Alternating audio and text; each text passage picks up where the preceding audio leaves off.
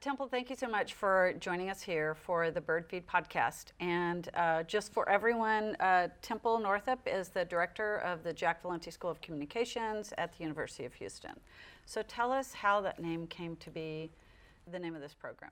So Jack Valenti was a graduate of the University of Houston, and in the 40s and 50s he worked in advertising. In the 60s he worked with Lynn and Johnson. He was in the White House, and then he was appointed around 1966 as the president of the MPAA. He created the rating systems that we're using today and was the head of that for the next 40 years. And so when he died, the university thought, this is a great person who was so influential in the field for decades that we should be named for him. So then his daughter, tell me a little bit about her. Yeah, so his children have certainly carried on his legacy. His daughter, Courtney Valenti, is the president of development and production for Warner Brothers Pictures. So she certainly has a giant slate. I think they're $6 billion last year, so they're doing well under her head. So when did you get here? I thought you were here 3 years, but you said that was only the length of time. Yeah, so I arrived here in 2011. This was my first university job. I was just a professor when I got here, and a little over 3 years ago, I was appointed as the director of the school. And so over the last 3 years, that's been my role. I still teach some, but primarily leading the school into where we want to go. Okay, so the University of Houston has had a film program for a long, long, long time. Tell me where you came from and what you hope to bring to it. So prior to going to graduate school and then ending up here, I worked in Los Angeles. So I was out there for many years working in television production, primetime television. I was a writer for a number of different sitcoms. My wife works in film development for Sony, and then Daryl Zanuck. And so that's my background. And so when I got here, I wanted to carry that in, and I wanted to try to really push this program into new frontiers. The city of Houston doesn't have a major film program. We've existed for a long time, but it's relatively small. And so my vision is that we are, the creative center for training the next generation of storytellers. So there are a lot of programs in Houston at different schools and also on campus at U of H that are all film programs. But you told me that you wanted this program to be the best in the nation, the best in the world. So how do we achieve that? Well, I think that's a good question. It's a big question. I know. Like that's a huge question. So I think there are a lot of different aspects that helps us achieve to be the best in the nation. And so obviously to be the best, it means we need to be training our students with the best equipment. But even more importantly, we need our students to be working with people who are working at the highest levels. There are people like me teaching the students is great, but once you go back to teaching, you're out of the industry. And so I'm losing touch with, what's going on. And so I think connecting our students with working professionals like you, like some of the other high-level people in Houston, is a huge component of that vision, because then they can get training in the real world on actual sets with the actual equipment. And when they do that, the second they're graduating from here, they're ready to work on a set professionally day one. There's no training when they go out. There are no mistakes when they leave the program, because they've all been done. They've learned it. And so that's a big part of what I want to do that I don't see really a lot of other people doing, is really creating these strong partnerships between our program and the working professionals in Houston and then all over the country, really. So I find that a lot of them just like they leave Houston the minute they get their degree and they go find themselves in New York or LA Right. or Atlanta, whatever. But integration here in Houston can happen. One of the issues we have in Houston right now is we don't have any really big production companies who have constant studio systems going Right. with, internships available in every department and, shoots going every single day, that sort of thing. So the students can still fit into the ongoing shoots that are going on in Houston, whether it's TV shows or films or commercials or whatever. But there needs to be the connective access, right? So Right. we've talked about, how starting a film club here would Yes. help them have access to some of that. So tell me a little bit about the film club. Yeah, so that's something we started about a year ago, and we're continuing to build. And so that film club has a few purposes. One, it's trying to bring all of the students who are in our school together because they'll often be disconnected. You know, one might be taking class in the morning, in the afternoon, they miss each other. So we want to create this central hub for all our students to get together. And we've seen just from those connections, amazing things happening. So they've gone off through those connections and they've shot some little short features on their own time, which is great because they're networking. You know, part of their strongest network is just going to be with each other. So when they go out and once they're graduating and they're working in professional shoots, they're going to have a network that they can call.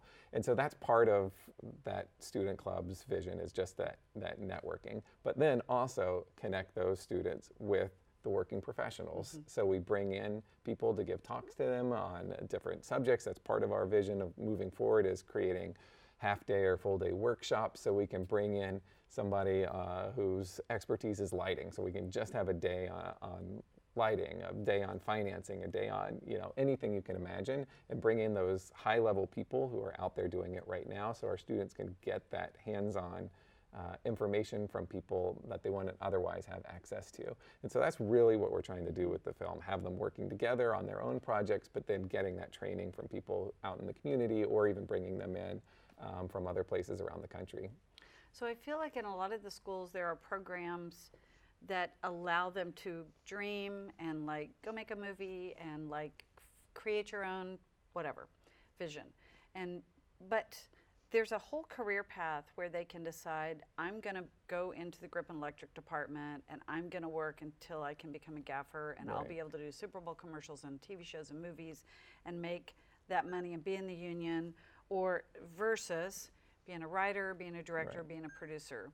And so I think it will be great to see how this allows students to see themselves as crew members in different departments, and find out where their actual, you know, love is. Yeah, and that's one of the things that I've identified over the years, is if you ask a typical student, what do they want to be? I want to be Steven Spielberg. Yeah. Everybody wants to be the director, big time famous, and that's great. That's great to have that dream. But there are not a lot of Steven Spielbergs. But there are a lot of these other crew positions, and by and large, you don't know what positions even exist. You don't know all the departments, and you don't realize that all of those people are not only talented, but are creative and share a really important role in any film.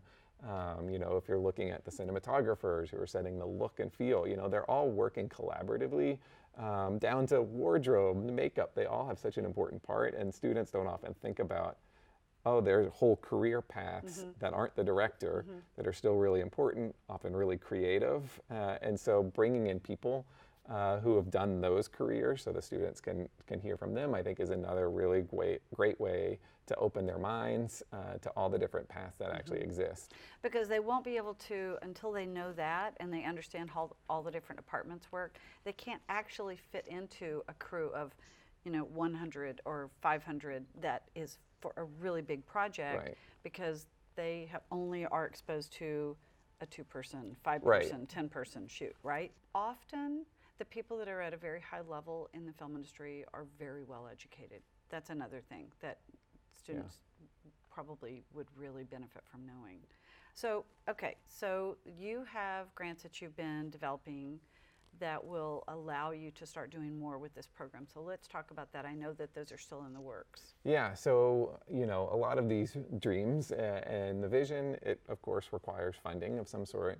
And so we're in those early stages of figuring out how can we fund it so that we're able to really sustain this. So a lot of what we've started so far, we've been able to cobble together some funds here and there to bring in a speaker, or to fund some of our smaller student projects. But we want to, you know, increase the success of this program.